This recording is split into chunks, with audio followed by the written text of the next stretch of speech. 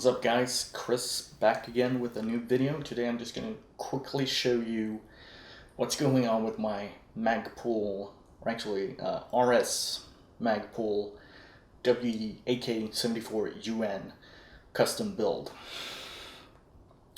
First thing that I want to get out of the way is this magazine is just a proof of concept mock-up installation. It is not fully modded or tested so that it actually functions in the gun, but it does. As you can see, I did get the internal shell inside, which was the main concern that I had. It does, however, bottom out all the way, so there's not much room to play with. I made the mistake of cutting out the actual magazine's locking lug. I should have just sanded down the internal shell's locking lug and used what's on the magazine for a cleaner and better fit. But so you can see, it actually pops in, locks in place pretty well, and I'm able to cycle the bolt as well. Magpul is going to release, this is the AK47 magazine, which is more aggressively curved. Let's see if I hold it, so this line is horizontal, you can kind of tell. The 74 magazine kind of goes, yeah, kind of a little bit less. So those are being released this summer, and I'm going to get 2 of those to test out. I've already pre-ordered 2 of them because I want to match the actual rifle that I'm using. It doesn't really matter, but the thing is that the AK47 internals are more, how should we put it, bulkier in design, so I have to remove a lot of stuff on the side walls to make it work, whereas the 74 magazines are more straight and flush drop-in fit, so I'm hoping that's going to work better. Next up, we have the Magpul, what's this called? I think just the Magpul AK MOE stock. It's, yeah, there it is, MOE AK, MOE. And it is absolutely rock solid in there. I mean, I could probably smash a car window with this without problem. Not that I'm gonna do that, but just saying. So let's see if I can pop off the lid here and give you a little bit of a look.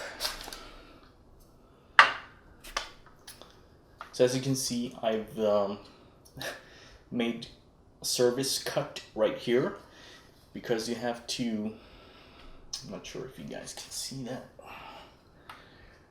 I'm not sure how I'm getting that. Let's try it over here. Yeah, you might be able to. Right down there is a bolt that you have to tighten. And in order to get the hex wrench in and actually work it, I cut out these pieces. It's solid enough even with that gone, so let me show you in here as well. So you have one attachment point down here pulling a block. This is a bit difficult. This plastic block down here, so it's actually pulling those 2 together and towards the receiver. Then you have a bolt in the stock tang, and then you have another bolt right here. So that is absolutely rock solid. The only thing I had to do to fit this stock was I had to slim down the profile width-wise. I think I took off about 0.5 centimeter on each side and it was able to slide in.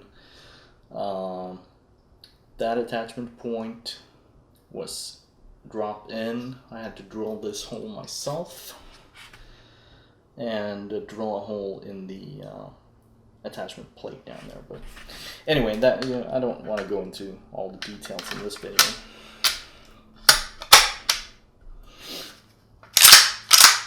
By the way, in case I haven't shown you this, I've modded the bolt to have an ambi charging handle, which I think is pretty badass. So there's the right hand side and the left. Just something I, you know, tactical thing that I wanted to do. I actually have new handles coming in from an order that I have inbound. I can't pronounce their Heppy Hoopy, whatever they're called. They have black ones, these. So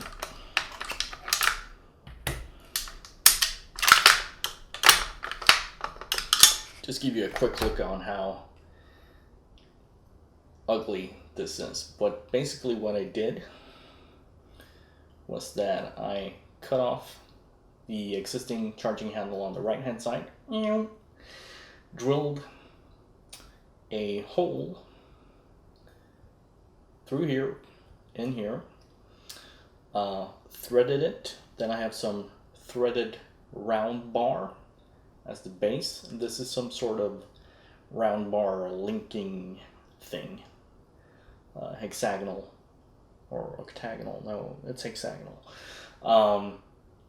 That I think looks pretty badass, but the silver parts don't really match the overall rifle, so I wanted to go ahead and switch those out for black ones. You can also see that they're a little bit cockeyed on here. I'm not going to be able to fix that because that's the threaded round bar, and it doesn't really show unless you look at it from this exact angle. So that's kind of cool. For the dust cover here, I had to cut out the left hand side, obviously, for the charging handle to be able to move freely inside. Nothing special, really.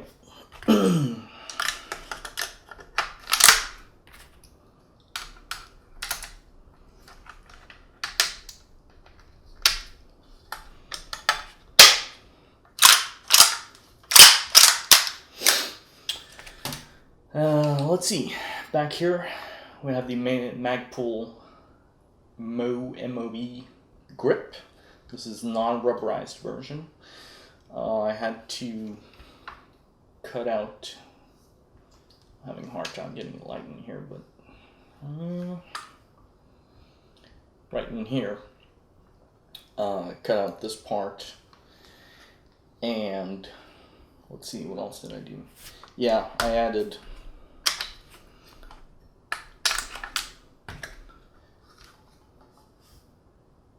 some stabilizing screws back here. On the original grip, there were two prongs coming up into these slots back here. So I made the corresponding cuts into this grip. You can see I went a little bit too far on this one. But basically these two screws in here prevent the magazine from twisting. I also had to get a custom screw for attaching it from the bottom because the one included was not the right dimension, or the threads were off, I don't remember.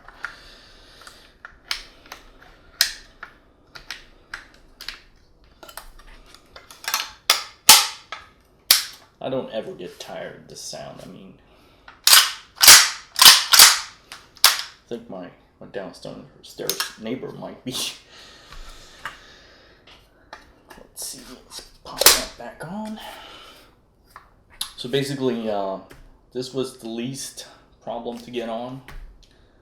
Not really a big deal, a little bit more work, but then we have the big big project here in the front, and it looks like crap right now. I'm not gonna lie, but I'm gonna make it work. This is the Magpul MOE AK47 length handguard, the shortest one they had. It was still too long, so I had to cut off a section, I believe like 4-5 centimeters or something. Then all around the perimeter here, I drilled holes. There's 12 pins going all around, like this in the joint. I've super glued it, pushed them together, then I melted the inside seam with a wood burning tool. And here's where I kind of messed up. Yeah, the top part needed some fitting as well. Not too bad. The problem that I have is, as you can see, this is stippled right here, because I wanted to try to remove the seam. You could see the line going down the middle, right? So I figured, being smart like I am, if I sanded down the seam like a little valley sort of, melted in XTM Magpul panels, filled up the seam, and then sanded it flush, that I would be able to get a nice clean finish. That didn't work out, so my next step then was to melt polymer all around and try to make that look uniform. It's never gonna look like these two sides, but I thought I could get a uniform finish, which, as you can see, I got anything but. It looks like melted plastic basically, which is not very nice. So the backup plan here now is I'm gonna melt on some polymer. Gonna have to sand this down to fit the overall profile of the handguard, like so that all of the lines coming here are the same.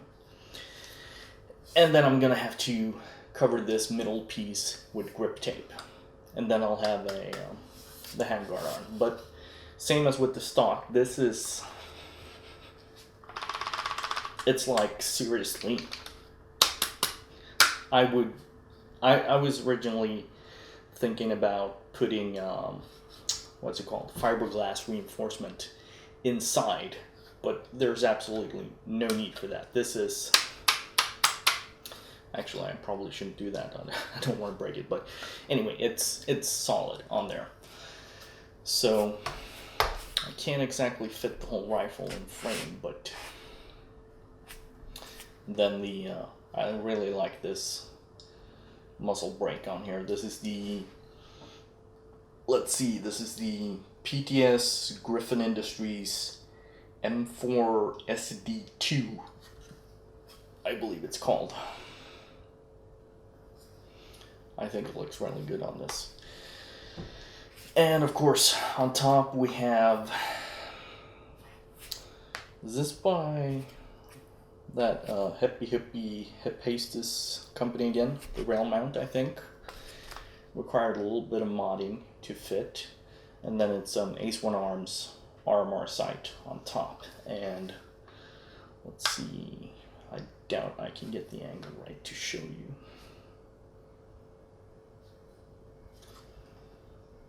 Yeah, I'm not going to be able to get the gun in here, am I?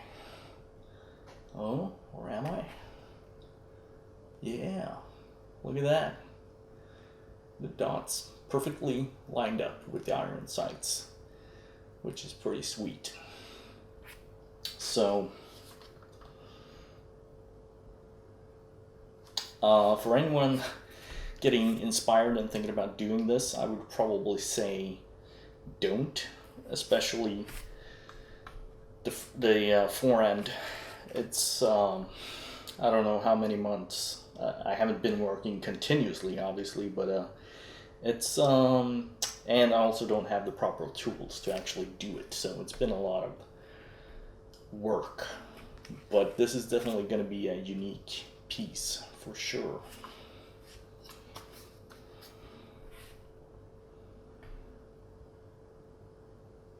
Damn, that looks good. Looks good. And again, let's see. Yeah, so this side, I've started to, I'm trying to catch the light here. There we go. I've started to smoothen this out. Then as we go around, let's see, keep an eye on the profile down here and see if you can notice how wonky it is on that side.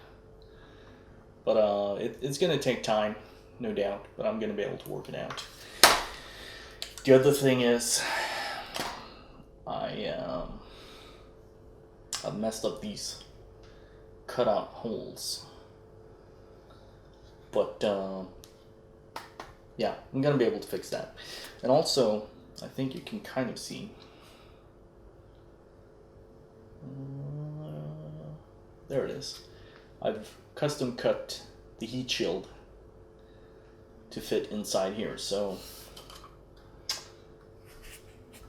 yeah, what can I say? This is gonna be one of my favorites. The funny thing is, after putting all of this, my base plate fell off here. Like I said, the magazine's going to be a gamble. I'm hoping, really hoping that I'll be able to make those work to finish off the look. If not, I'm going to have to go with WE's standard 74 magazines. But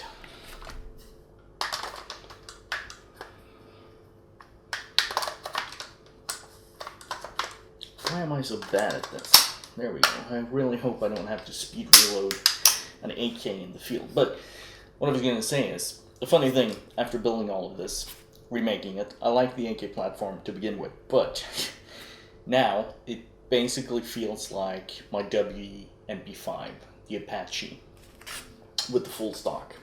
When I shoulder it, I mean, if you gave this to me with a blindfold on and swap between the AK and the MP5, they are very similar feel, which is not a bad thing, because the MP5 feels great when shouldered. So you can see here I had to custom cut this,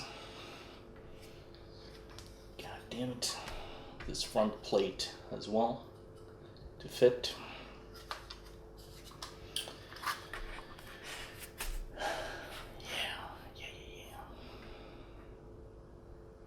Alright, that's it for the AK. That was just a preview of what's going on, but it's looking promising, really.